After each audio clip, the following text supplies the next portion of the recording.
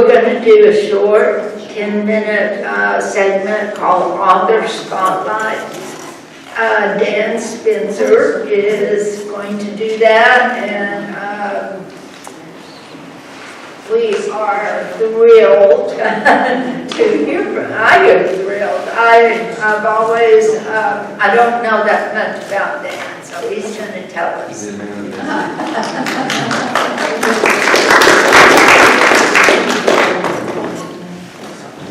My cheat sheet.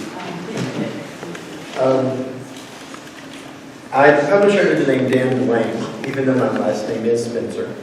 And the reason for that is because when I started looking at publishing, there was a multitude, a numerous plethora of Dan Spencers out there, all separated by their middle names. So I thought, well, I'll just drop my middle name and go by Dan-Dwayne, which it does not appear on my books anywhere. However, it keeps popping up. The library has me listed as Dan Spencer, and you have to look under S-P-E-N in fiction to find me instead of Dwayne. So just to know, if you were looking for my books in the library, I will be under S-P-E-N instead of D-W-A-Y. So, anyway, I'm an old school teacher. What do school teachers do when we retire? We publish books and write books. So there we go. I started out writing mystery, and I wrote a mystery novel and a mystery novella. And then I thought, oh well, this has been fun, but I got inspired to do something else, and I wrote a historical fiction. And that's this one here. And it's different, so I wrote it under a different name. This is the name I go by on Tuesdays and Fridays, Liam Shea. So, this one is about the takeover of Carlsbad Caverns in 1979 by 4 terrorists. Now, this is my interpretation of that story. There is very little on the internet as public record. However, they shot in the caverns. They held 100 people at gunpoint. They asked for a ransom, and not one felony charge was filed against them. And so that's the story. Exactly why? I'm not going to find it on the internet anyway. In this book, it's fiction, remember, but it is my assumption of what might have happened. Okay? Now, there's 2 timelines in this particular story. One is a couple that's getting married and going to Carlsbad for their honeymoon, and the other one is the bad guys fixing to take over the caverns. Set it up like this because my wife and I married on July the 6th of 1979 and went to Carlsbad for our honeymoon, and then they immediately took over the caverns. So I'm invested in the story. That was the week from hell. I mean, it's the best week of my life. I got married, but the whole universe is saying, don't go to Carlsbad. Did we? Yeah, we did. And so there you go. And all the things that are written in here, I've had people say, this can't happen. No one's going to believe that this actually did. I mean, down to the point that a motorcycle gang shot through the wall of our apartment into our property. Oh, yes. I mean, all this stuff actually did happen to us. On our wedding night, a pipe broke between the ceiling in the hotel, which will remain nameless. I'm sorry. And, but it's a fact. It did happen. And it rained in our hotel room. And they had exterminated the hotel, and they didn't realize that the presidential suite, which was a lot more money than the honeymoon suite, had not been cleaned up. Oh no. So they moved us to the presidential suite for a little extra cash. And, I mean, still, they didn't. And it was covered with dead cockroaches. They hadn't cleaned it up. This was our wedding night. So all that's in here, like I told you, the week from hell. So this is under the name Liam Shea. Then I turned to writing urban fantasy. And I wrote what I call biblio-fantasy, because it's set at the time of Christ. It's called The Secret King. It is about a boy who grew up with Christ. It's not about Christ at all, not about Jesus, but it's about the boy. And he has his own story, his own claim to fame, as you might call it. And he shows up in the Bible, in my opinion, because there are many characters in the Bible who are just kind of mentioned and it just goes on, and we don't even know their names. But who would you invite to your wedding but old friends? So, in this particular story, this boy gets married in Canaan, and he is the old friend of Jesus. And so it goes on from there.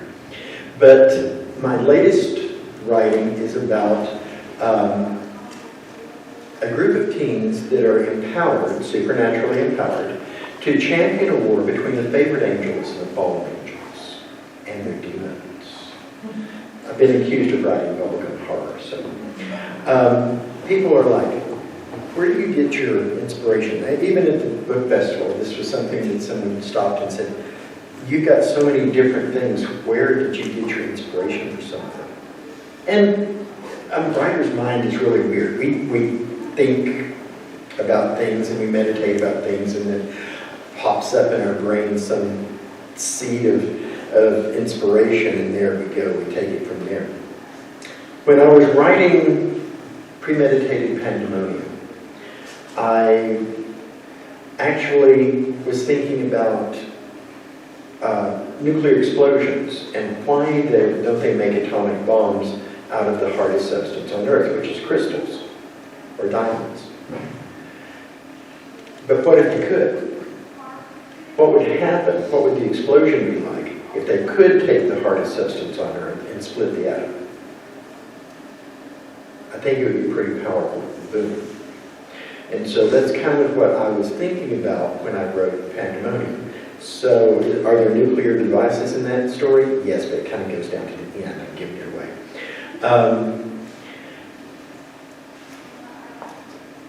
I have a children's book out. I have a monograph of my own artwork. I have a coloring book for children that I have illustrated. We're talking about what gave me inspiration.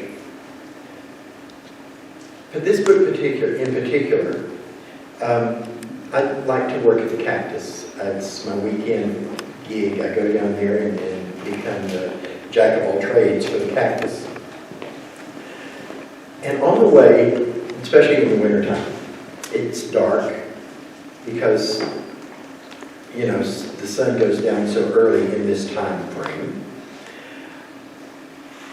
And I would pass a truck stop. And it had diesel on the canopy. But the only neon lights that lit up were die, die, die. I'd see it every time I went there. They didn't fix it. It just kept going. And I thought, there's a story there. So, the first chapter that I wrote for Amber, looking at the neon flash, die, die, die, I started sweating, and thought of driving made me nervous enough without that dumb canopy proclaiming death. Damn, we were dead meat, and it would be my fault. I wished I could tell Jimmy what I saw, but how could I? It sounded completely insane to me, and it was right there, glowing in my face. But nobody else can see it because he's a prophet. In Azure, I wanted to read just a little bit for you. He's 16 years old. He doesn't know in the first book that he is a prophet, so he starts seeing and hearing things, and he thinks he's going nuts, which anybody would. But in the second story, they have a handle on kind of what's going on. So we enter the story jumping and running. But they're still 16 years old. And they still have to go to school. With school in session, There I sat in Old Lady Wheeler's Spanish class too. Chad turned and leaned across Beth Bentley's desk and handed me a folded note, my name clearly scrawled across it. I looked over at Chad and he tilted his head toward Blonde, smoothing her thought flipped-out hairdo with both hands. It was Sarah Hampton, Jimmy Dugan's ex-girlfriend. I've always had a crush on her. Besides being the most popular girl at school, maybe her reputation for being wild titillated my youthful imagination. Truth be told, I never had an actual girlfriend. I suppose the reason is that I looked like I was 12 years old, when in reality I would turn 16 in 2 days, on Friday, September the 26th. What girl wants a boyfriend everyone thinks is her little brother? No one, that's who. Flower, the woman who explained my gift to me and saved my sanity, said that because of my gift, I wouldn't age like other people. She said I couldn't be sure, but perhaps I might live as long as Methuselah, and he lived 969 years. I can't imagine that. But one truth remained. Girls don't go for prepubescent boys. I unfolded the note, and sure enough, it had Sarah's signature at the bottom. Over that she wrote, XXOXOXO. Your groovy eyes make me quiver. Even more exciting, she had written in red lipstick. As much as I would like to think she was into me, I doubted it. My amber eyes had got me out of trouble more times than I could count, but they never before affected Sarah, one way or the other. Like I said, her last boyfriend was Jimmy Dugan, and there was no comparison between Jimmy and me. So why should she send me this note? I looked up at her, primping her hair. She stopped and gave me a coy smile before blowing me a kiss from across the classroom.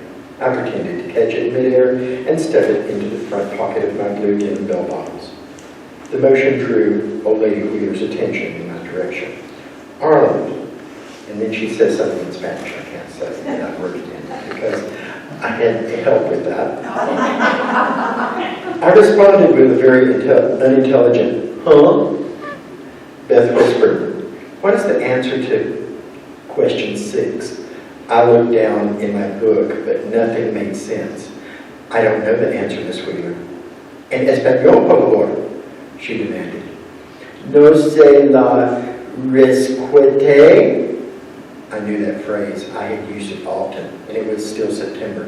There was a lot of school year ahead, and I shuddered at the thought. Old Lady Wheeler turned red in the face and stood up at her desk. It wasn't a secret. I had stepped on her nerve at least once every day since school started, but this was different. She appeared to be more angry than usual. She opened her mouth, and I thought she was going to yell at me and scold me for my lack of attention, but instead, she clasped her hands over her chest and collapsed onto the floor. At first, no one knew what to do. We sat there staring at our teacher, convulsing and writhing and shaking. Her eyes glazed over, and then her body became still. My friend Rose ran out the door, calling over us, I'll get the school nurse! Sarah started screaming like an Irish banshee, and everyone else stared in horror. Being a part-time lifeguard at the seashore swim pool, I knew CPR. Still, the shock of seeing her crumple to the floor like that made me hesitate. Gathering my wits, I ran to Miss Wheeler and started rhythmically pumping her chest. Principal Richard Hammond rushed in and saw me kneeling over her. He pushed me away, yelling, Loveless, what have you done to your teacher? I'm trying to save her life, I shouted back as I struggled to get free of his grip. Nurse Hart had burst through the door right behind the principal. Rose came in only a few steps afterward. The nurse called out, Mr. Hammond, don't stop him. He's doing fine. Her authoritative tone diffused the tension in the room. Hesitantly, he let me go, and I resumed my efforts to revive Miss Wheeler. Keep up the good work, young man, Nurse Hart said as she tried to get a pulse and even fastened a blood pressure cuff to Miss Wheeler's arm. Honestly, I didn't see the need. After all, if she couldn't find a pulse, how was she going to get a reading on blood pressure? Hang in there, Maggie. You're going to get through this, Nurse Hart promised. I knew they were friends, but I didn't know Miss Wheeler's first name was Maggie. Friends or not, how could she make that promise? As far as I could tell, Miss Maggie Wheeler was already dead. I I simply followed protocol, continuing CPR until an emergency medical team arrived. To my surprise, as soon as the medical technicians got there, they didn't declare her dead. Instead, they strapped her to a gurney and loaded her into an ambulance. They told Principal Hammond I may have saved her life, only time would tell. He looked my way and huffed, doubt written in his face. If Jimmy had done the same thing, Principal Hammond would have showered him with accolades. I believed it had something to do with my childish appearance. No one took anything I did seriously. The Spanish 1 teacher, Miss Crenshaw, came into the class to help keep order until the bell. I thought the lot of us should have been excused to go home, but we weren't. After all, we had been traumatized by the sight of our teacher writhing on the floor, all except for me and perhaps Rose McFarland. We had seen far worse battling the angel horde. Well, mighty prophet, did you see that coming? Did you? Mr. Dark's gravelly voice came from his usual corner in my mind. And being a part of me, he could hear my thoughts. You know, I can't see the future all the time, I silently replied. What good is a prophet who can't see the future? Mr. Dark, shut up, just shut up, I muttered. The bell rang, and I hurried off to the second period gym, with self-doubt looming over me closer than the demons. Mr. Dark claimed was walking the halls of the school.